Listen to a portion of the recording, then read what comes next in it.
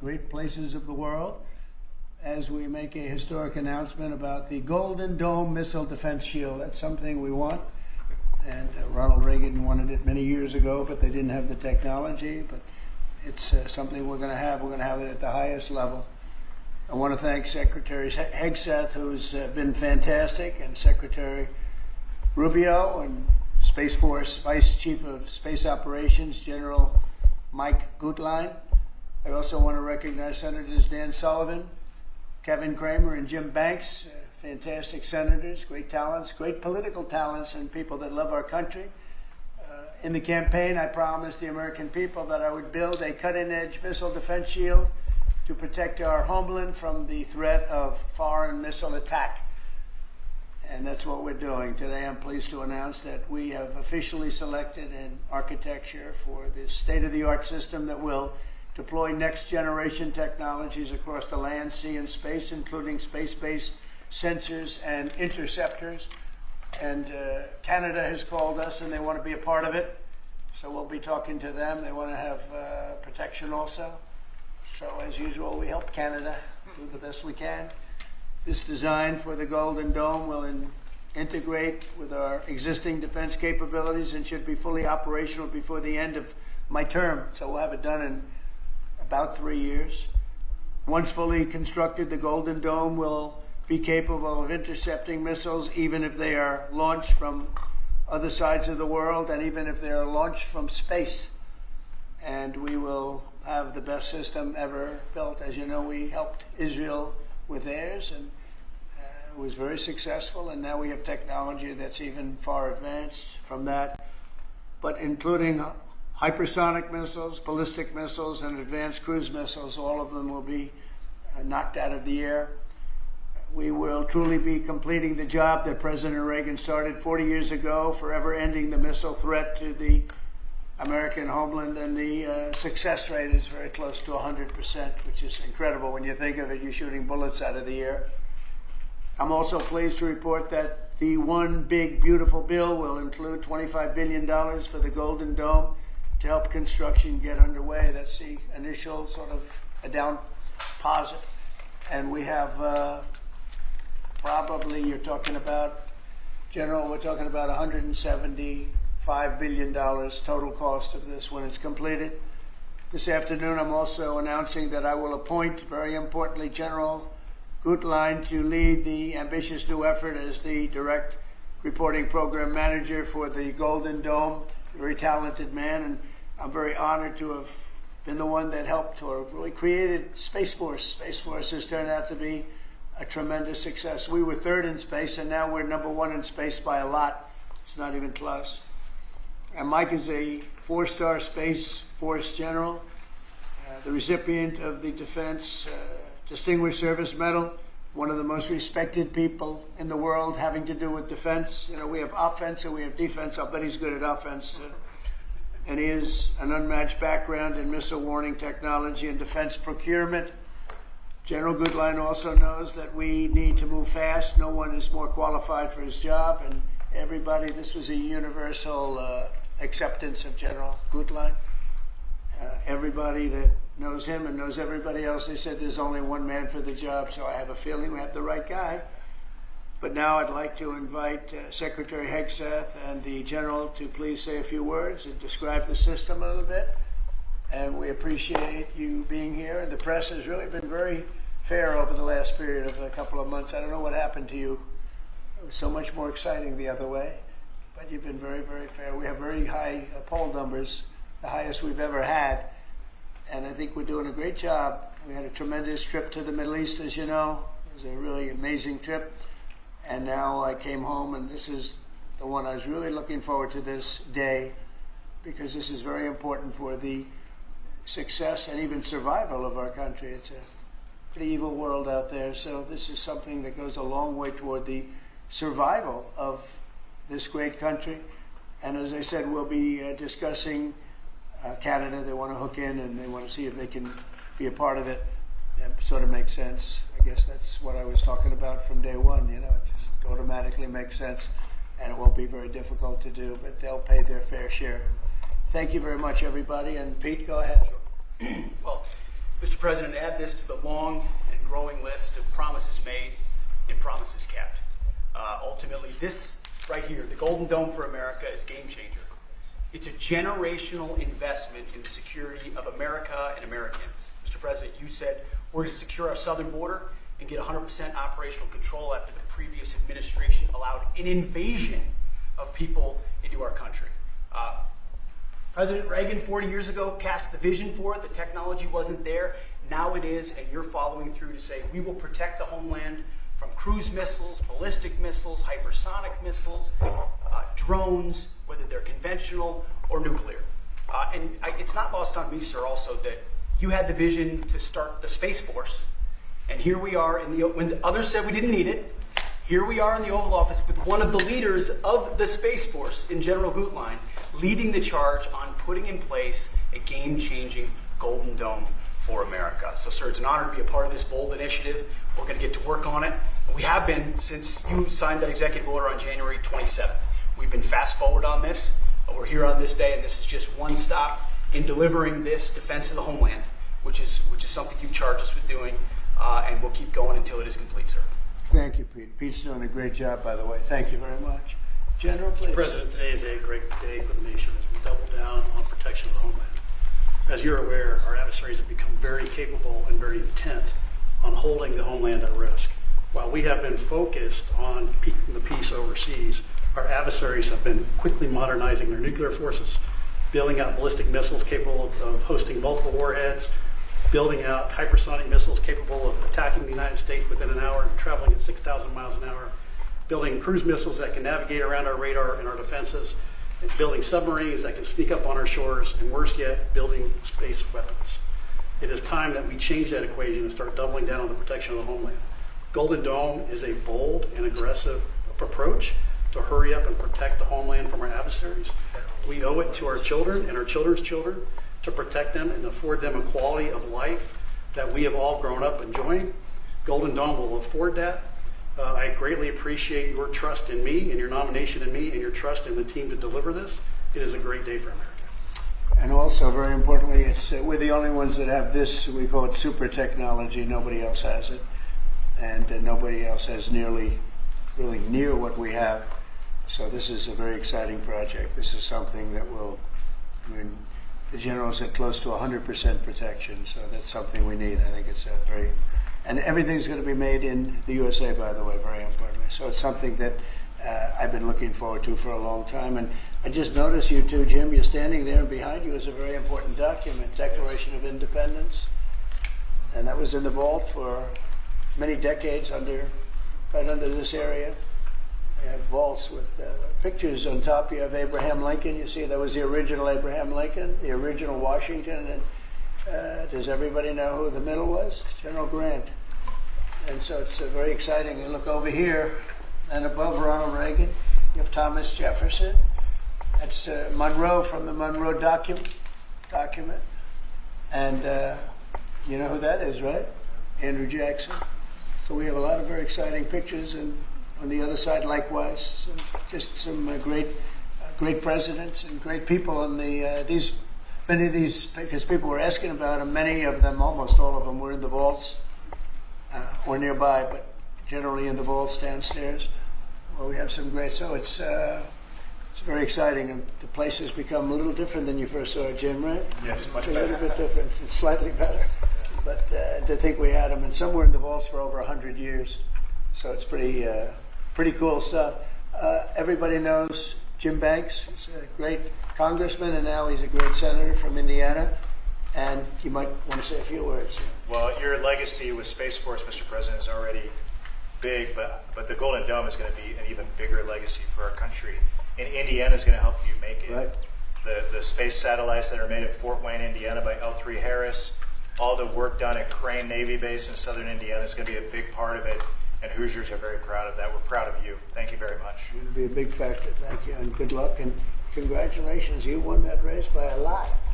That wasn't even a contest, right? Well, thank you. Thanks to you and all of your support. Thank you very much. Thanks. Please go ahead. You missed that. This is Senator Kramer, and he's one of our best.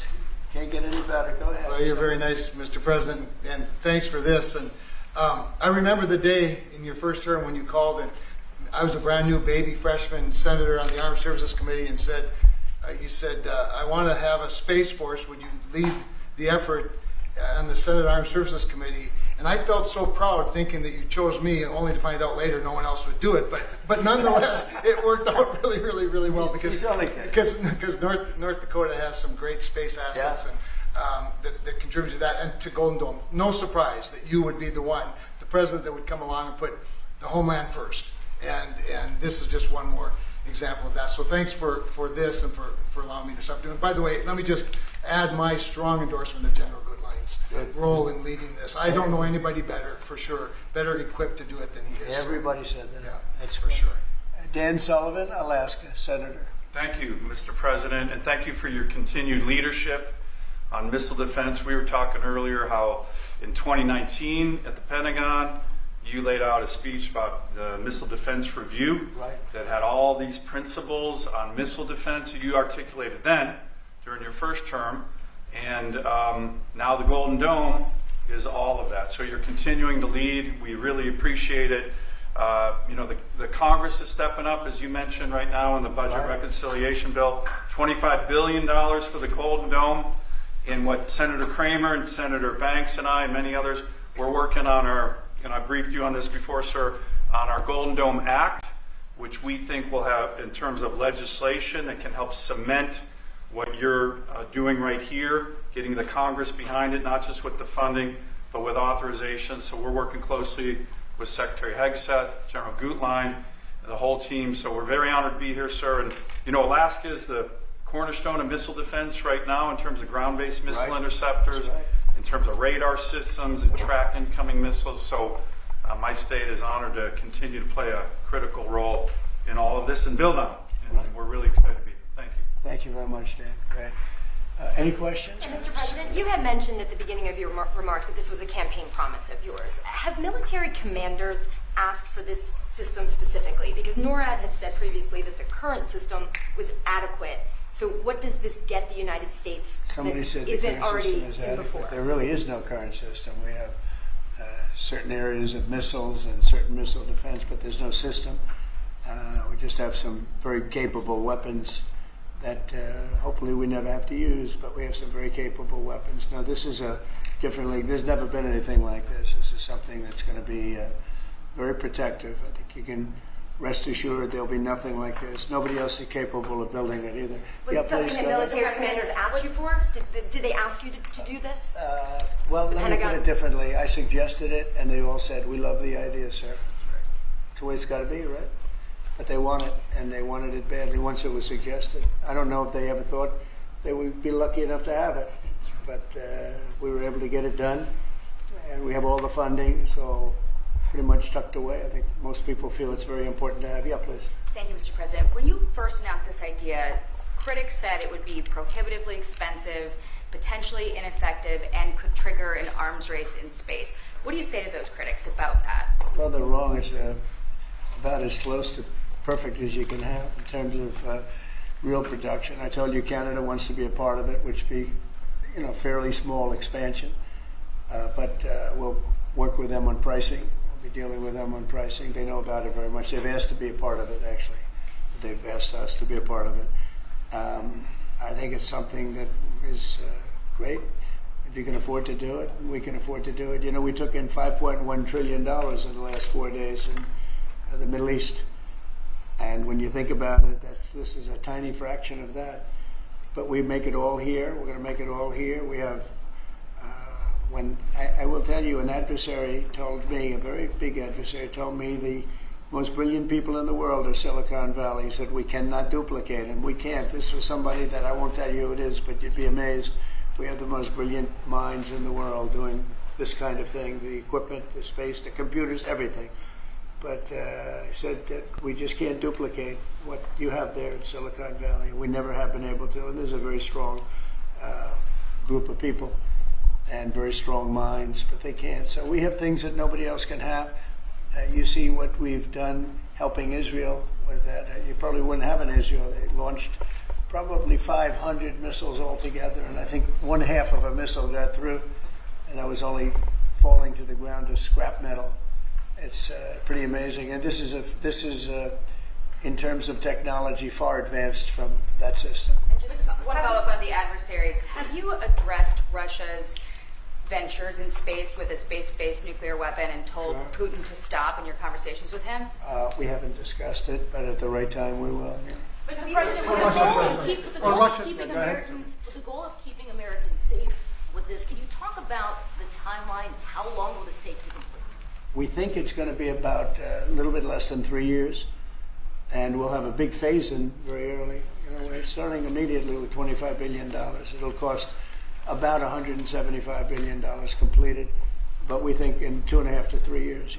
Are you confident that you can get the funding needed from Congress quickly? Yeah. It's amazing how easy this one is to fund. You know, some funding is tough and some is easy. When we say we're going to save everyone's lives in a crazy world, it seems to be very easy to get. Yeah, we've already spoken to everybody we have to speak to. Everybody's in, I would say, Dan, everybody's in line here, right? Yes, sir. $25 billion is a down payment in the budget reconciliation bill right now. Yeah, so I think Mr. President, on Russia, people actually love it. Mr. President, on Russia, are you worried about the reports on a military buildup along the borders towards Finland and Norway? No, I don't worry about that at all. They're going to be very safe. Those are two countries that are going to be very safe. And the secondly, sir, if I may, Volodymyr Zelensky is saying today that he's hoping for you to impose new sanctions on Russia. Are you considering that? Well, that's going to be my determination. That's going to be nobody else's determination. We'll see how Russia behaves. We see what's going to happen. You know, we have a pretty critical time right now. I had a talk yesterday for 2.5 hours with President Putin, as you know. I also spoke to all of the European, or to many of them, leaders, but they were representing the whole. And I think we had very good conversations yesterday. Please. Thanks, Mr. President. What companies have asked to be involved in building this system, and have you decided on who will be building it? Yeah, I think I'll let you answer that. You can mention some of yours from Alaska's involved, and Alaska is a big part of it because locationally they're sort of perfect. I think that's your first line of defense in certain instances, and Kevin will tell you that his state's involved. But honestly, Georgia's going to be very big. Florida's going to be very big. They're all going to be very big. Jim, do you want to talk about Indiana? Yeah, in Fort Wayne, Indiana, where I live, we make all the space satellites at L3 Harris. Across the board, we're the top manufacturing state in the country. By the way, the tariffs have been very good for auto manufacturing. They've been so good. But this is going to be really good for the defense industry in my state. And there's so much money involved here. There are going to be a lot of American companies involved in making the Golden Dome. You might also say, you're talking about the tariffs, here's some of the biggest auto plants in the world moving into Indiana, only for one reason, maybe two reasons, November 5th and the tariffs, okay? Yes, sir. But the tariffs have driven tremendous business into this country, but you have one of the biggest in the world being built. The Honda Civics, right. The new Honda Civic made in Indiana, GM's added jobs, Eli Lilly moving pharmaceutical manufacturing from China to the United States, $27 billion. You go on and on with good news in Indiana and across the country because of the tariffs. Our country was cold as ice a year ago, and now we have the hottest country in the world. This is the hottest country in the world, nobody even close. If you look at even this last trip that I made, the respect that is paid to our country. We've went from being laughed at all over the world, and now we're the hottest country in the world by far. Dan, go ahead, please. Yes, sir, Mr. President. I think when you look at the system that you've laid out, it's an idea in your executive order of a layered defense. So you have initial ground-based missile interceptors, which are made by some of the big defense companies, Lockheed, Martin, Raytheon. But the beauty of your vision, Mr. President, is that it's layered, it's open architecture, and it goes up into space. So this is going to be some of the new defense tech companies that are very interested in it and can bring missile defense at a cost that I don't think, you said it, Mr. President, is unimaginable in terms of how much lower the cost is. So it's all across the board in terms of companies. Senator Kramer and I just met with a bunch from last week that are interested in this. And you said it earlier, Mr. President, our technology sector is head and shoulders above any other place in the world, and they're going to be a key part of this, and I think that's why it makes it so exciting. Mr. President, I think one of the things that's, and you alluded to this, the new autonomous space age defense ecosystem is more about Silicon Valley than it is about big metal, right? And so what's exciting about this is it makes it available to everybody to participate, to compete. Big companies, mid-sized companies, small companies, but General Goodline is the perfect person, again, to sort all that out because he understands how it has to work together ultimately. And Pete, maybe we'll close with you. We have been discussing this for a long time. Peter and I used to discuss it when I was going to go on a show that he did very well and had tremendous ratings, but all he wanted to talk about was the military. He didn't want to talk about anything else. We used to talk about this. How about you closing it out? Yes, sir. I mean, like I said, without your vision, willing to say and do things when other people wanted to look away and pretend like the threat didn't exist, or be focused on foreign adventurism, some other threat that we've been told is affecting us. When you looked at the data, sir, from Russia to the Communist Chinese and their capabilities, what they're trying to do to supersede us and threaten us, how do we find the best innovators, the best military leaders, the best companies, tech companies? You mentioned open architecture. That's exactly right. So multiple companies can pour into this, sir. It's a layered defense. So if you miss at one, you catch at the next. And it integrates existing technologies that can speak to each other. So it moves quickly while also investing in further ranging space-based interceptors. So our enemies, our adversaries, are going to pay a lot of attention to this, just like they have to President Trump from day one. Sir, you're defending the homeland, defending the American people. It's going to benefit my kids, grandkids, all of ours in this room. So thank you for your leadership. We're going to charge ahead as fast as we can. Very good. Great job, everybody. Thank you. Thank you very much. Elon Musk is starting to be involved in this. Elon Musk can be a part of this as well. Thank you, Press. Thank No you, cuts. everybody. Thank No you, everybody. cuts to Thank you, Medicare. President Trump. Thank you, guys. No cuts to Medicare. Thank you.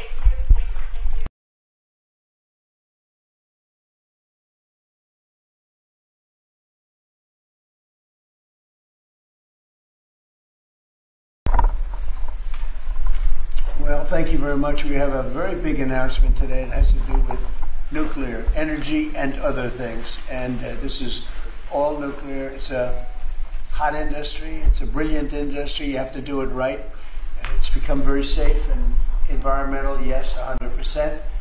So I'm going to ask Doug Burgum to talk about it a little bit to start. And maybe Will, you'll follow him up. Yes, sir. And we're going to have Pete Hegseth speak from a military standpoint, but this is very all-inclusive. We're signing tremendous executive orders today that really will make us the real power in this industry, which is a big industry. Doug, why don't you go ahead? Well, thank you, President Trump. This is a huge day for the nuclear industry. Mark this day on your calendar. This is going to turn the clock back on over 50 years of over-regulation of an industry.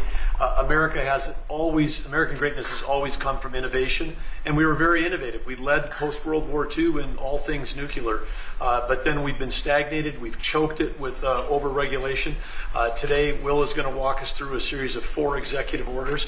Each of these help attack separate issues that have held back this industry. And with us today, we've got a number of CEOs from the industry representing some of our largest nuclear providers, but also a big change. This is a time when capital and competition has finally come to this industry. We've got venture capital, we've got startups coming into all aspects of small modular nuclear, and we've also got an EO that's talking about the importance of us having a secure supply chain of being able to get that fuel load here in the United States as opposed from foreign sources. This has impacts on national security, on our defense, and again, President Trump here today has committed to energy dominance. And part of that energy dominance is that we've got enough electricity to win the AI arms race with China. What we do in the next 5 years related to electricity is going to determine the next 50, because this is the first time in history where electricity can be translated into intelligence. And we need that intelligence for every aspect of our economy, but also for defense. Pete Hegseth in the Department of Defense has been a key part of this, and this is going to help us make sure that we're providing the defense we need, where we need that AI, need the electricity, but also to secure our bases here at home and around the world. Secretary? Sure, I'll just add to that before going to Will. Energy security is national security. If we don't have reliable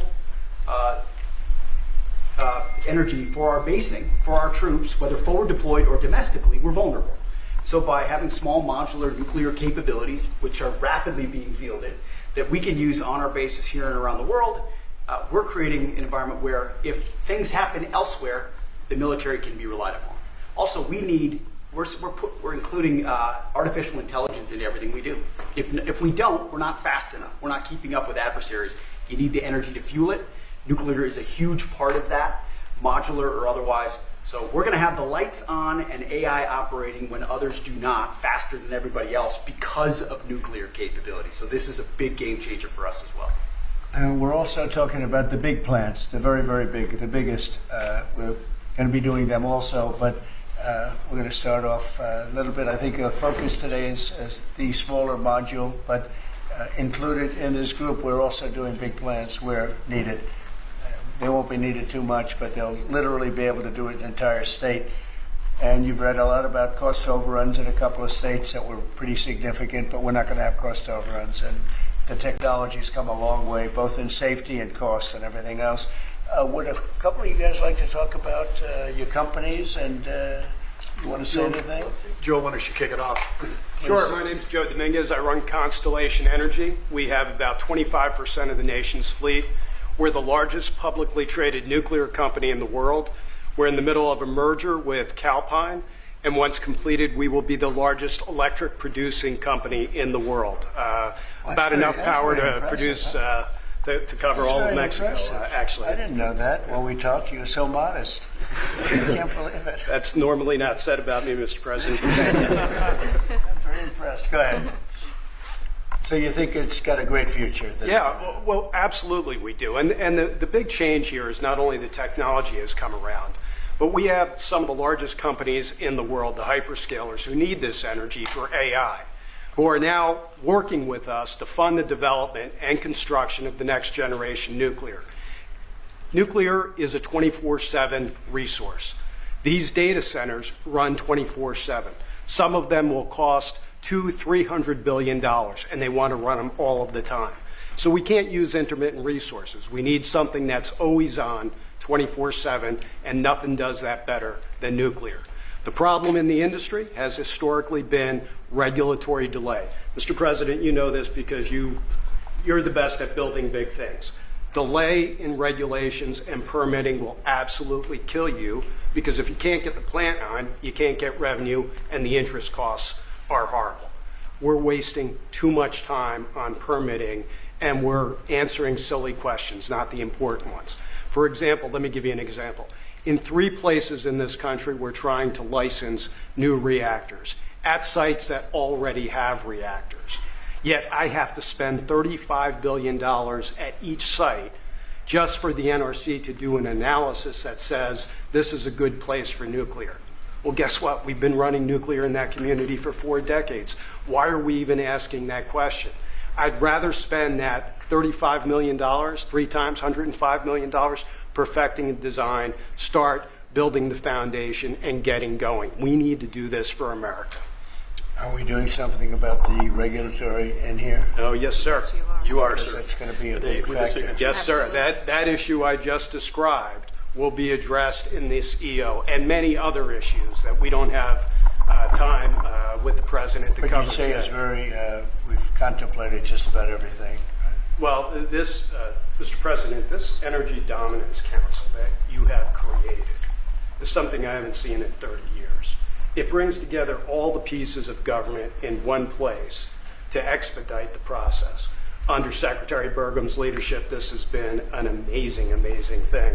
It used to be the case that I have to run to about 5 different places in Washington to get one answer. That's good. And now it's all together in one place. So all I know about Secretary Burgum and Secretary Wright is if we haven't gotten it right, we'll get it right shortly, and there'll be another That's order good. for you to I'm sign. glad But they're thank you addressing- so much for I'm your glad they're leadership. addressing. You were going to say something? Go ahead. Well, I was just going to say commercial nuclear, a bit of an unsung hero. And I just want to thank you, Mr. President, Secretary Burgum, Secretary Wright, for bringing this attention to commercial nuclear.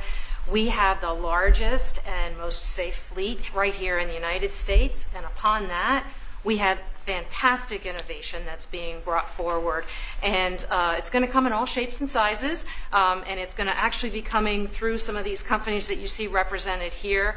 We're going to have great jobs, we're going to have wonderful energy, and we're going to be ready. So thank you, Mr. President, for leaning in. Appreciate it. Great job you've done, too. Jake? How about talking about your company and the job you're going to do? Yes, thank you, Mr. President. Well, first of all, a little MIT nuclear connection that goes back, I know, familial for you. So, yeah, we're working on small reactors. I'm Jacob DeWitt, CEO, co-founder at Oklo, working on small next-generation reactors that take technology America invented, developed, and pioneered and bringing it to the market after it sat on the shelves of history for about 40 years.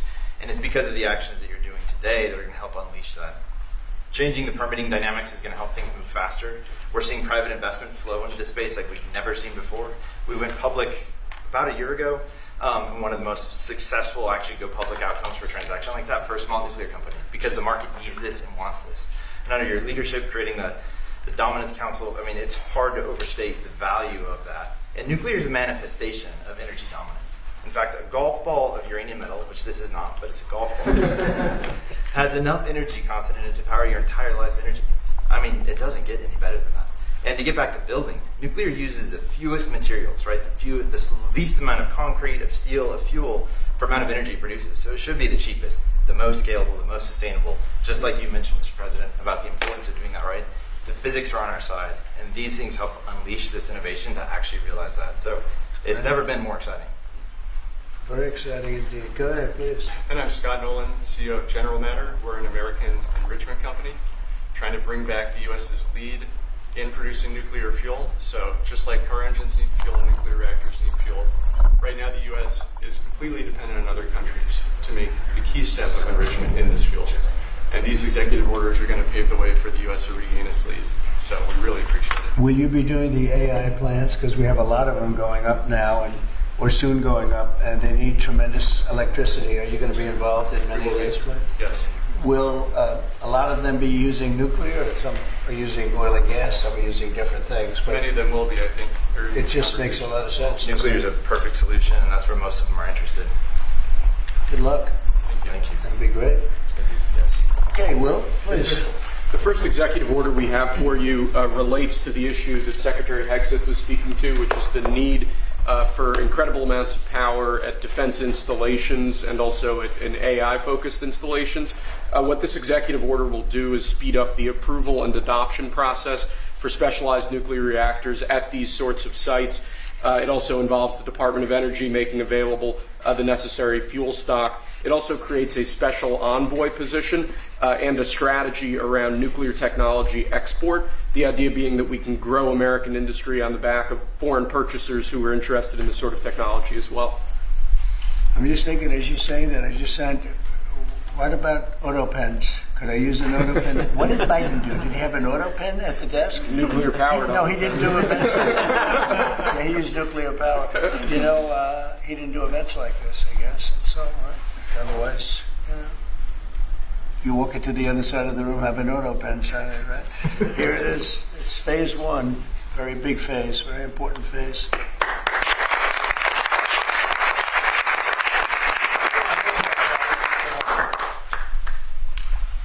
Sir, this next executive order is intended to reform the Nuclear Regulatory Commission. You heard a few of the people here speak about the complex regulatory processes that have really held the nuclear industry back. Before 1978, there were 133 reactors built in the United States. Since 1978, only 2 new commercial reactors have come online. That's because of overregulation, and the goal of this executive order is bringing that regulatory process into line with the actual needs of the industry and public safety, with an end goal of quadrupling the amount of nuclear power production in the next 2.5 decades. It's fantastic. It's exciting, right?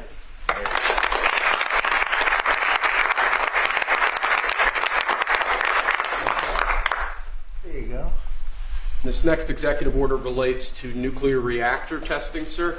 The degree of overregulation and governmental inaction in this space in particular has had the effect of throttling development of new, highly modernized nuclear reactors that could really revolutionize the field of nuclear power generation. So this executive order, it orders a revised regulatory process to speed this whole process while preserving, obviously, core safety concerns. It also creates a new pilot program with an expectation that we will have 3 new experimental reactors online by July 4th next year. It's amazing. That's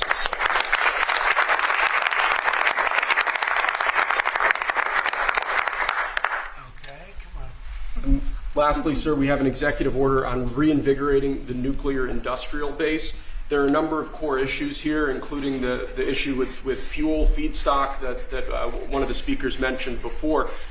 This executive order, among other actions, includes an invocation of the Defense Production Act in order to spur a closer collaboration with private industry to ensure that we have the fuel supplies we need for a modernized nuclear energy sector. In addition to that, it includes crucial provisions relating to the development of a nuclear energy sector workforce and a number of other key building blocks to the overall nuclear industry that we're trying to spur here. Great. Thank you.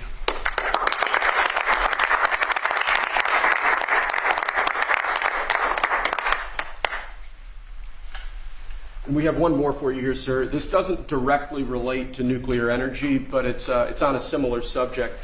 This executive order is entitled Restoring Gold Standard Science. One of the issues that we've had in recent decades is that government policy has been made on the back of junk science. Scientific studies and findings that have included conflicts of interest or scientific misconduct.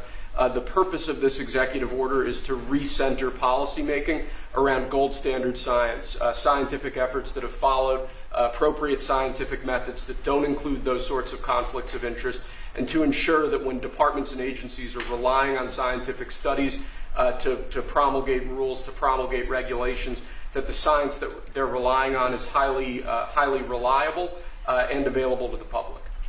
He did a very good job, didn't he? He did. How many people here could have done that? I don't know. I think a lot. Thanks. Good job, Will. Thank you, Mr. President.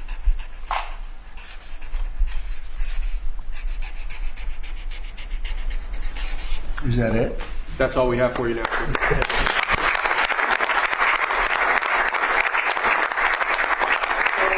you have any questions for these brilliant people? They are brilliant people, actually. Mr. President, on nuclear, sir, a lot of the concern over the years that's helped the nuclear industry react about safety.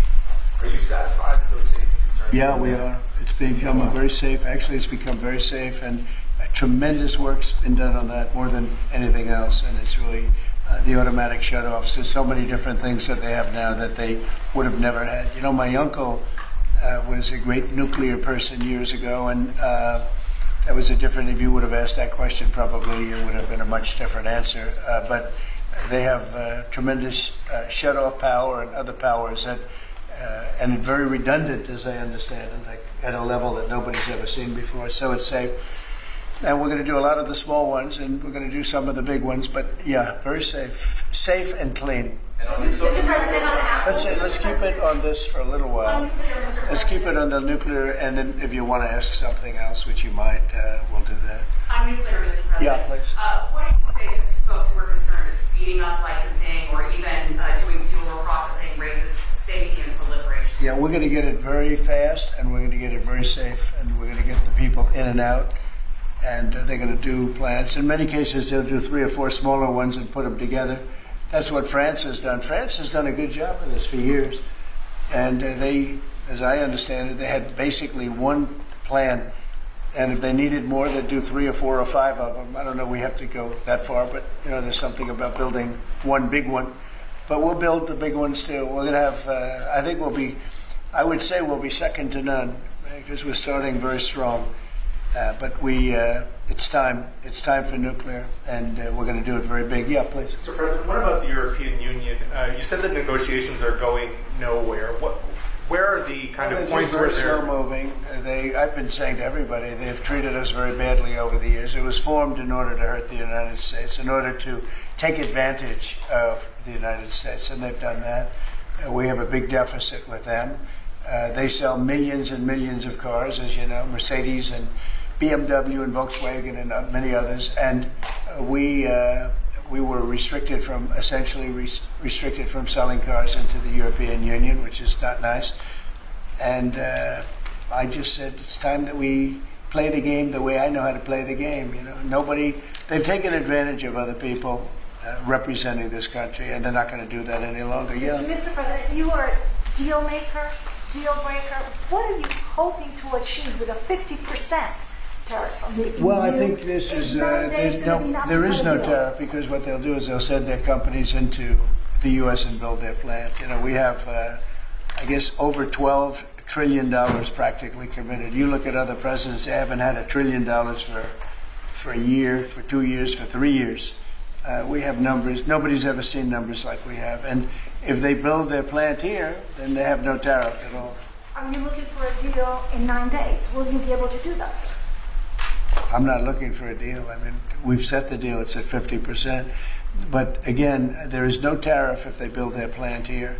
Now, if somebody comes in and wants to build a plant here, I can talk to them about a little bit of a delay. But, you know, while they're building their plant, which is something I think that would be appropriate, maybe, we'll determine that. Is there anything the EU can do? I don't know. We're going to see what happens. But right now it's going on June 1st. And that's the way it is. No, they haven't treated us properly. They haven't treated our country properly. They banded together to take advantage of us. And the people behind me know, because they had some of that with their industry. But generally, you know, we signed a great deal with United Kingdom. We have numerous other deals that are ready to be signed. We've signed a deal with China. We have some really amazing deals. But the European Union, I mean, the sole purpose was really not to hurt us, but to take advantage of us. And we're not going to be taking Mr. advantage. Mr. President, on Apple, you said this morning that if they don't make their iPhones in the U.S., you're going to hit them with a 25% tariff. Right. Do you have the power to tariff one single company? And why would you want to hurt an American company in that way? It would be more. It would be also Samsung and anybody that makes that product. Otherwise, it wouldn't be fair. So anybody that makes that product, and that'll start on, I guess, the end of June. It'll come out. I think we have that appropriately done by the end of June. So if they make that product. Now, again, when they build their plant here, there's no tariff. So they're going to be building plants here. But I had an understanding with him that he wouldn't be doing this. He said he's going to India to build plants. I said, that's okay to go to India, but you're not going to sell into here without tariffs. And that's the way it is. Yeah. Well, why would you hurt an American company? What makes you confident, sir, that Apple can build in the United States at a price that American consumers? Oh, they can. No, they can. And a lot of it's so computerized now. These plants are amazing if you look at them, but they can do that. And you know, actually, as you know, Apple's coming in with $500 billion. So are the chip companies. We have all of the chip companies coming in. The biggest, $500 billion, $200 billion, $250 billion they're spending. But we're talking about the iPhone now, and you know, the iPhone, if they're going to sell it in America, I want it to be built in the United States.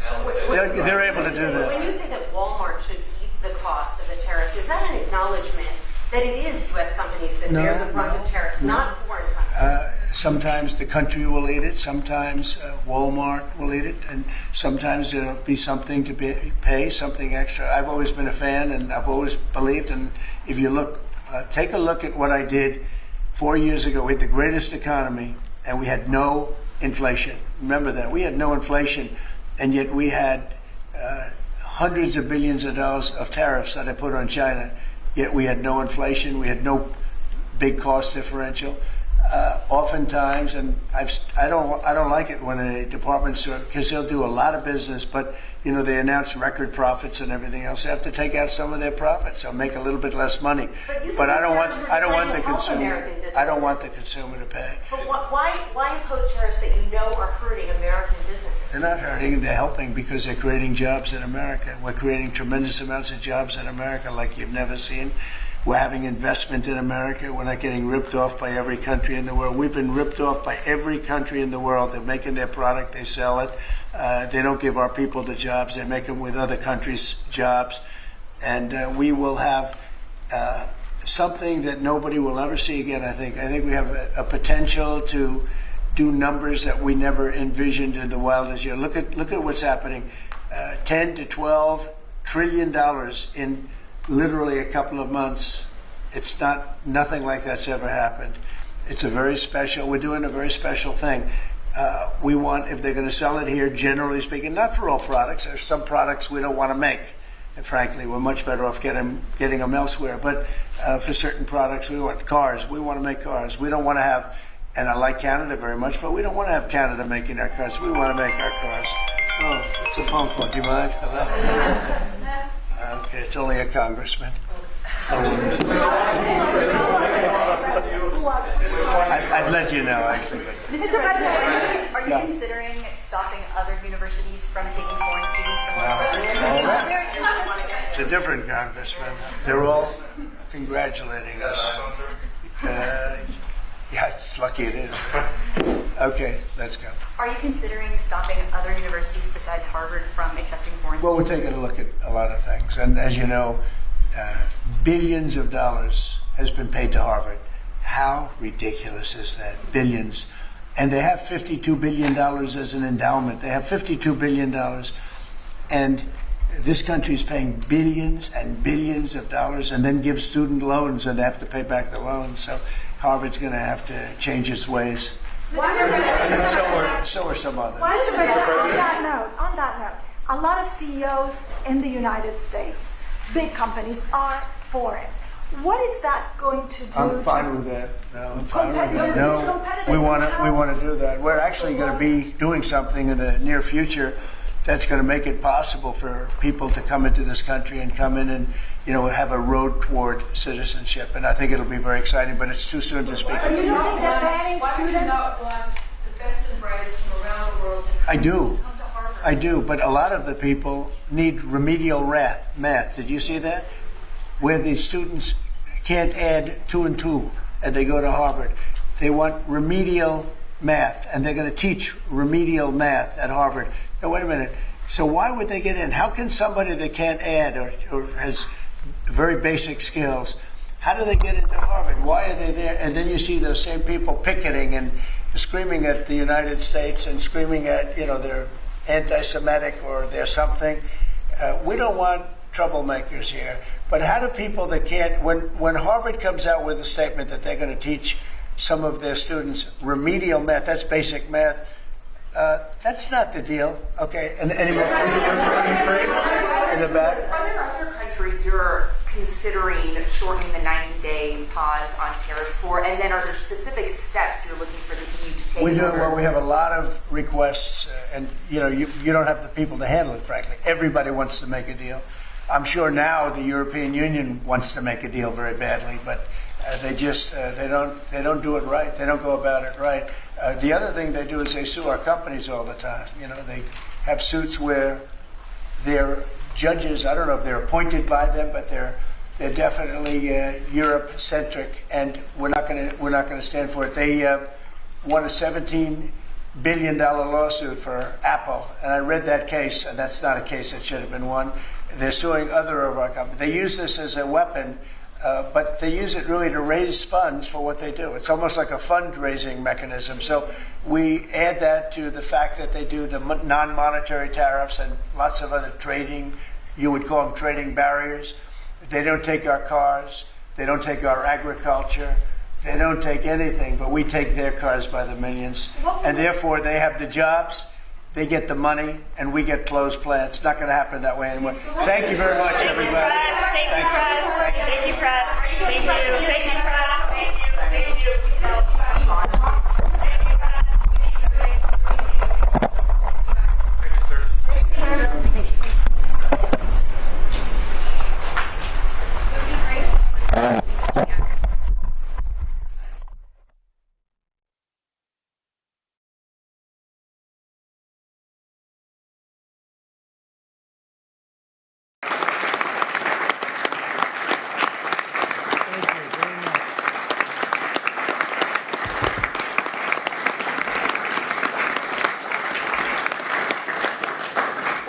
Well, thank you very much, everyone. Great honor to have you. I know you've all been working very hard and very successfully. And it's a wonderful place, the White House.